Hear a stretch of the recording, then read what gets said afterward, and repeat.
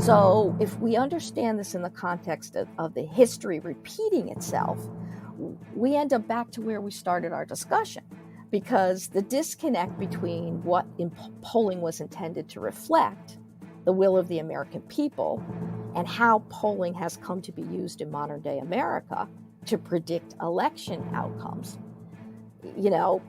continues. Welcome to Journalism History, a podcast that rips out the pages of your history books to re-examine the stories you thought you knew and the ones you were never told. I'm Terry Finneman, and I research media coverage of women in politics. And I'm Nick Hirshon, and I research the history of New York sports. And I'm Ken Ward, and I research the journalism history of the Great Plains and Rocky Mountains. And together, we're professional media historians guiding you through our own drafts of history. Transcripts of the show are available online at journalism-history.org/podcast. This episode is sponsored by Taylor & Francis, the publisher of our academic journal, Journalism History. The night of November 8, 2016, that's Election Day 2016, was an interesting one. Regardless of your political beliefs, most of us went into that evening believing what the polls had predicted, a victory for the Democratic nominee. Yet as the evening progressed and the results filtered in, the accuracy of those polls came into question, and for good reason. Despite the supposed clarity of the polls, the results showed a clear Electoral College victory for the Republican nominee. The fallout for pollsters was swift. How could the polls have been so wrong? What happened? But as explained by Wendy Melillo, Associate Professor of Journalism at American University, polls have frequently misled the public and pundits alike when used to predict election outcomes. In fact, the way political polling in the United States is used today, and for much of its history, barely resembles what its creators intended. Wendy joins me to explore this history as we follow U.S. political polling from its inception to today. Wendy, welcome to the show. Thank you so much for having me on.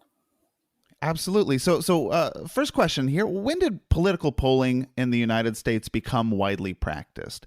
And how did the people who came up with polling in the first place envision it actually being used? Okay, so let's first look at straw polls in the United States, which we see cropping up in the 1800s. So to bolster election coverage, what newspapers would do is they would interview voters as they left polling precincts. At the time, such interviews were called straw polls, and the first recorded one took place in 1824. This became a common practice by local and national newspapers and magazines by the 20th century. So it wasn't like this was a social scientific thing from the beginning. It actually just started out as a newspaper practice? It started out really as a newspaper practice, evolved more to magazines, and then, it kind of took off by the, start of the 20th century.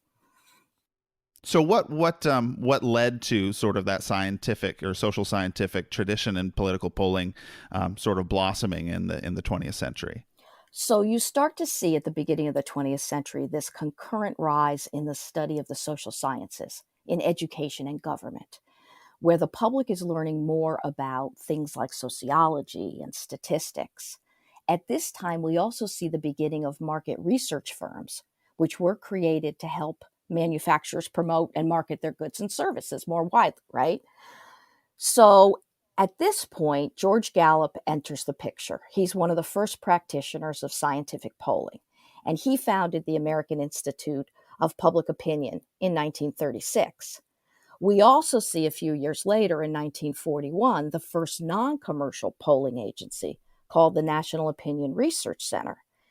And so what happened is Gallup would poll a demographically representative sample to correctly predict, in the case of Franklin Roosevelt's 1936 re-election win, he would consider polls to be an expression of what the average American thought, not a prediction of election results. And this is the distinction at the beginning, because we see that polling is supposed to reflect, the intent of polling was to reflect what the average American thought. And so Gallup calls polling the pulse of democracy in 1940, and he positioned himself as a scientist who publicly proclaimed that he did not vote. He didn't care about who won elections. He just wanted the polling to be accurate. Hmm. So did newspaper reporters embrace this new style of polling? Was this something that they were on board with, or did they prefer to stick with their method of straw polling? Was this a popular method of polling that journalists embraced? Yes, because they were able to get broader coverage with this. All right, because it was labor intensive to do this at every precinct, and polling captured a wider slice of the population.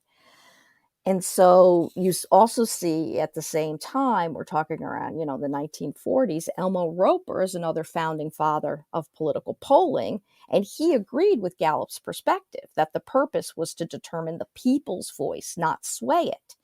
And from the newspaper and magazine perspective, you get more voices into the equation, which was so attractive, to editors at the time. So polls would be the way that the opinions of everyday Americans would be communicated to people in positions of power. And the media played a role in that, right?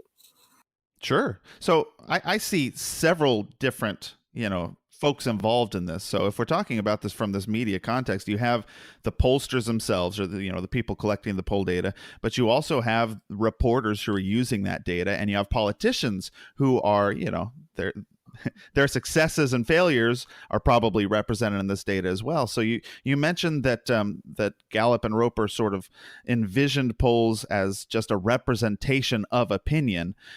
That's how polls are supposed to be used, but in practice, I gather it's a little bit different. So how are polls actually used by politicians and by reporters, even in these early years of social scientific polling?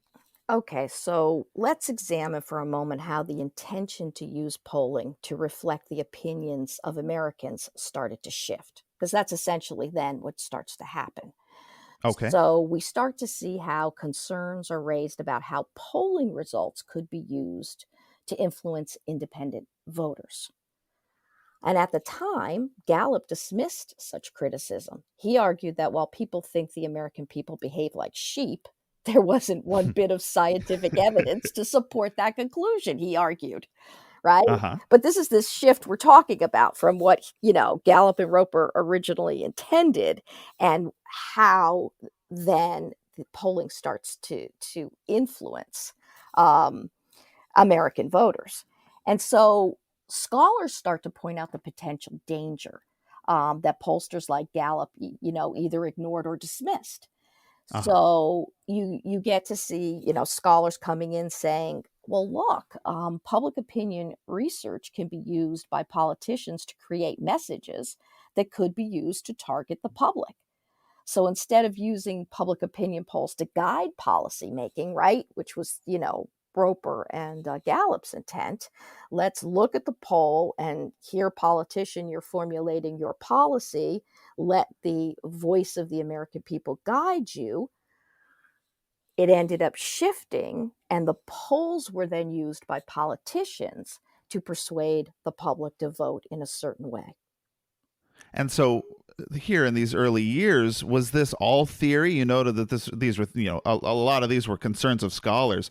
Was this theory, or do we start seeing politicians using the polling data in this way fairly early in this process? We start to see examples of politicians using it this way. So let's look at an early example is Franklin Delano Roosevelt.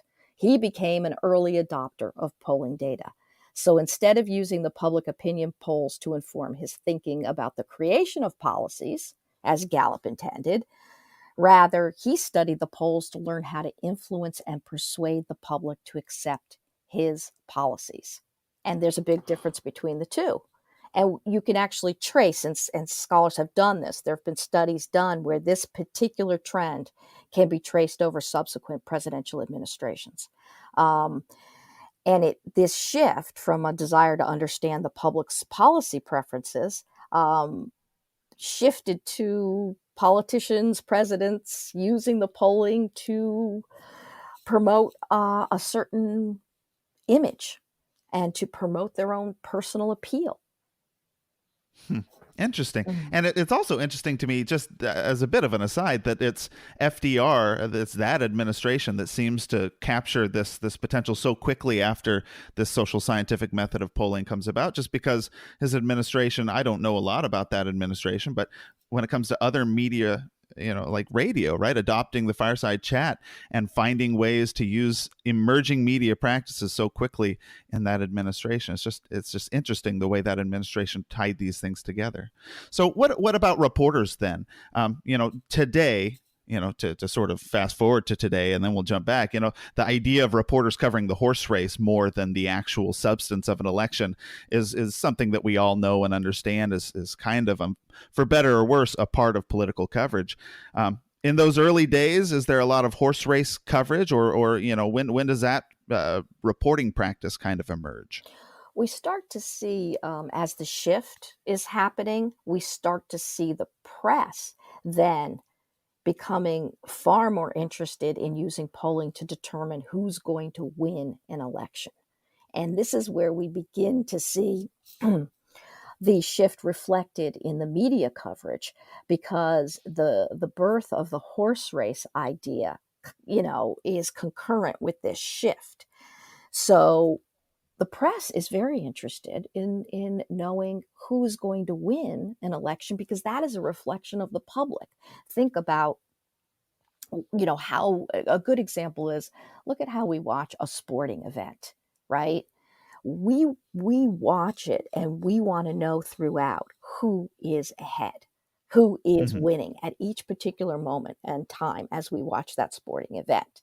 And then, of course, we get, the conclusion, and we get the winner at the end. And so the public wanted to know, because we want to be able to predict the outcome before it happens. And the media echoed this in the reporting.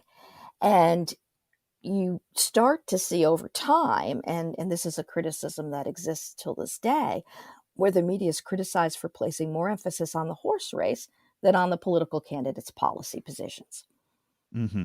And to clarify, is this enabled? Is this ability to sort of think that we're predicting the outcome of the election and the ability to do all of this, does that result from the sampling power that social scientific polling had compared to straw polling? Like, is that where the distinction lies between the old style of journalistic polling and the new mode of social scientific polling?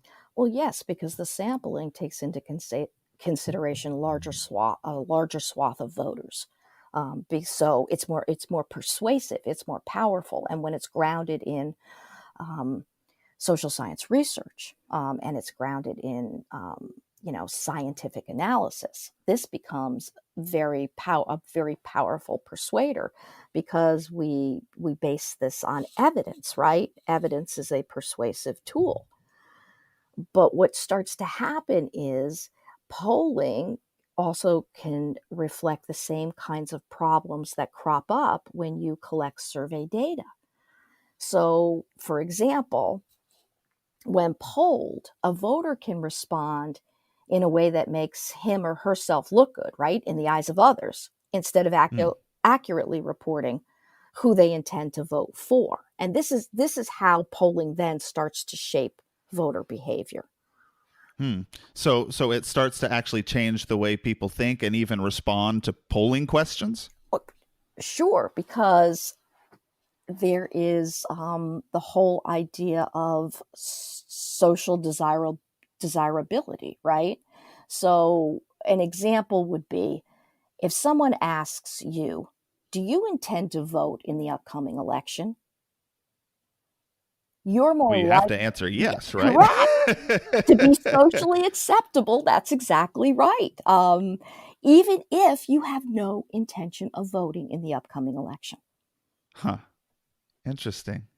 So, how did we see some flaws cropping up then in the way polling, the theory of polling operates, but then how it operates in practice?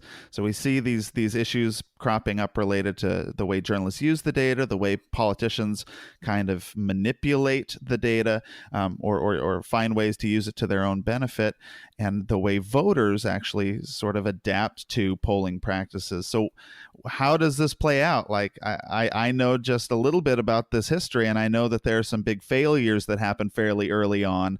So what are some of those failures in news reporting that followed from using presidential polls in these ways that these various parties begin doing so?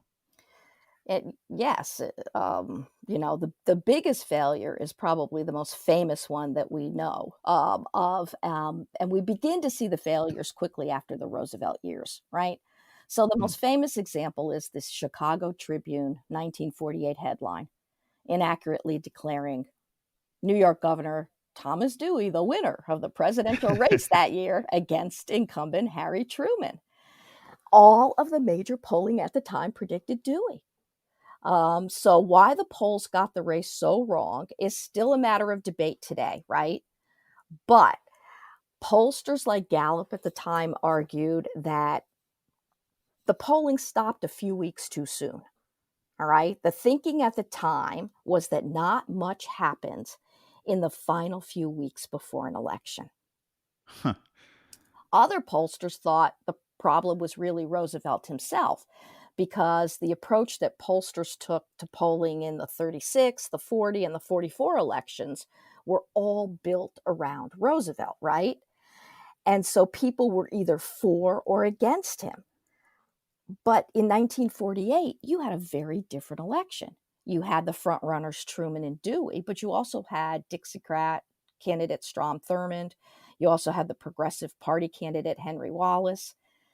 So you end up with a situation where the polls are predicting a Dewey victory of between like 5 and 15 percentage points. And instead, Truman wins by about 4.4 percentage points. So what was going on in the final weeks leading up to the election?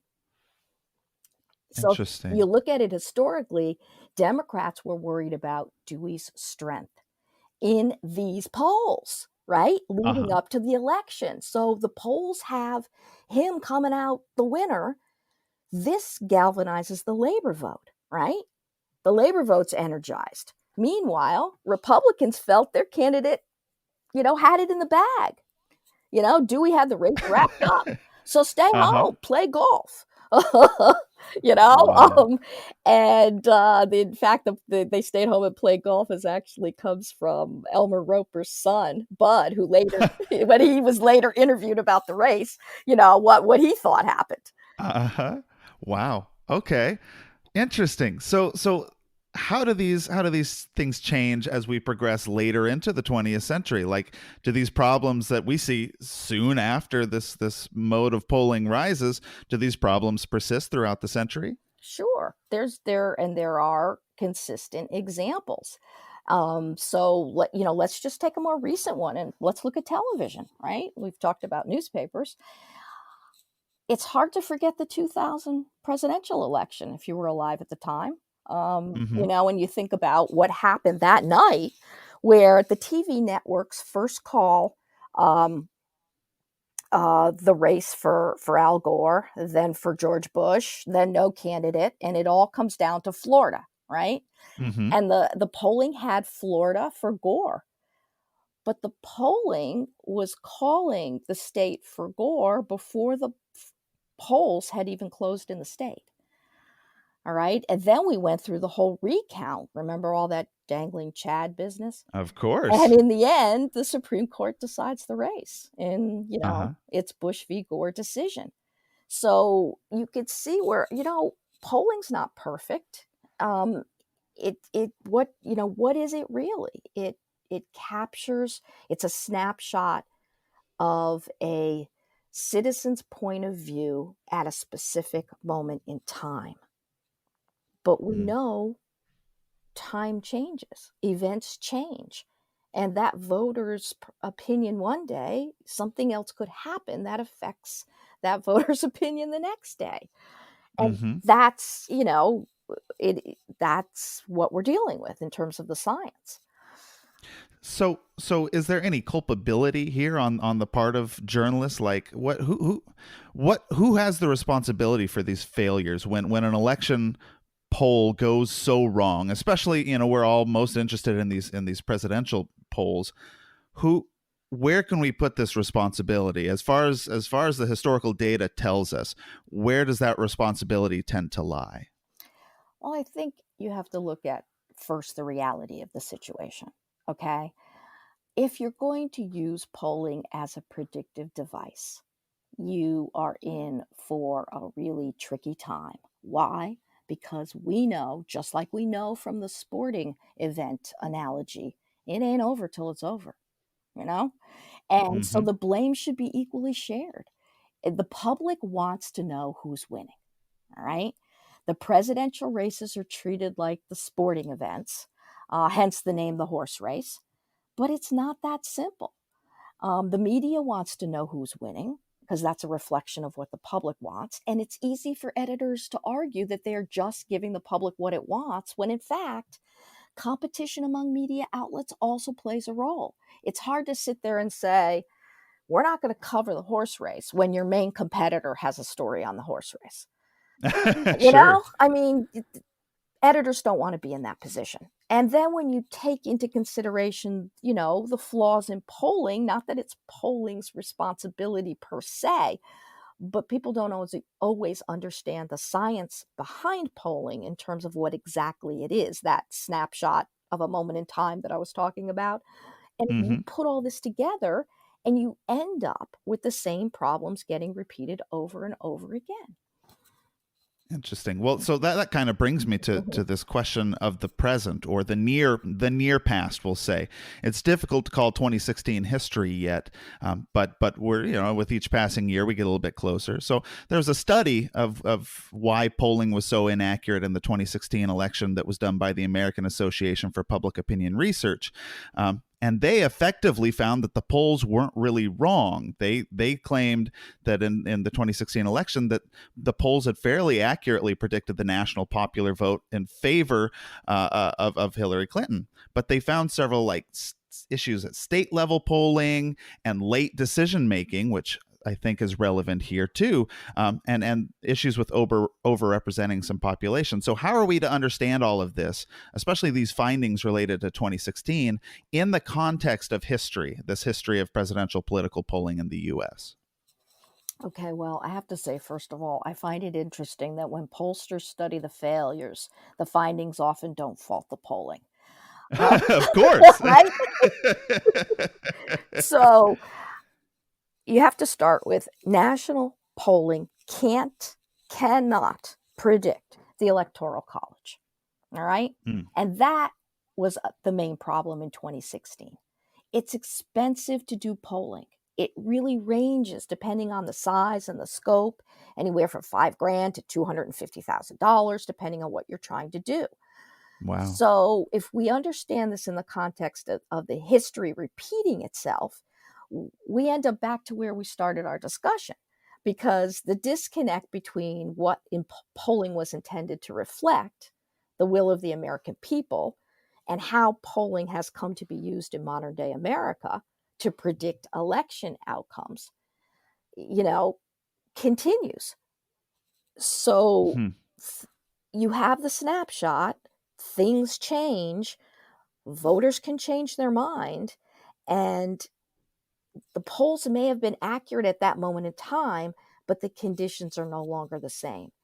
And this is particularly relevant in the 2016 case, because when we talked about some of those other problems with voting that we see, there were Democratic voters in 2016 who just didn't want to come out to vote because they didn't want to cast a ballot for Hillary Clinton. And if the polling predicted that Clinton would win, then those voters felt comfortable staying home instead. Oh, my vote's not going to matter and I won't hurt anybody by doing this. And the thinking was that by not voting, I'm not going to hurt Clinton because she was, according to the polls, so far ahead of Republican candidate Donald Trump. Right. The point is that polling does affect voter behavior, and not always in a positive way. And understanding that influence is probably the most important thing from the history that we can learn. Interesting. So So we're running short on time, but I have one last question for you, and it's a question that we ask all of our guests. This sort of ties all the episodes together. Why does journalism history or media history matter? Well, I think it's important to start with a few comments about history in general. Why do we study history? We study it to inform the present and to guide us into the future, right? And history is now part of history is part of the humanities, and we study the arts and sciences because it's important to do so at a time when these very things have been devalued in our current society. And we face this problem because studying history is considered superfluous and unproductive by some in our society. However, it's far more critical than that.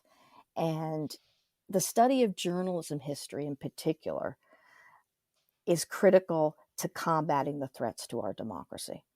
So if you think about journalism history for a moment, don't we teach our students the watchdog function of journalism? Sure. What's our society going to look like if we do not have a steady source of reliable news? Do the self-interested politicians dominate with propaganda? How would we understand the complex problems that face us? Right now, with the coronavirus situation, many Americans are looking to the 1918-1919 influenza pandemic to help them understand the context of what is happening to us right now. And I think we've gotten away from teaching journalism history today in the context of the Fourth Estate. I think we get the watchdog function. We do a good job there. But when we think of that term Fourth Estate, it's really used to accentuate freedom of the press from government, to allow journalists to observe how the government operates, right? And to make sure that politicians and other members of government don't exploit the democratic process. So I'll leave you with this final thought. Historically, the press has been instrumental in the birth and growth of democracy. Well, it's also instrumental in sustaining democracy. And a democracy can't function without citizens who are informed, and that information that citizens receive must be truthful and factual. Important ideas for us all to keep in mind, especially in a time like this. Well, thank you very much for being on the show. I really enjoyed our conversation. Thank you so much. Thanks for tuning in to this episode of the Journalism History Podcast.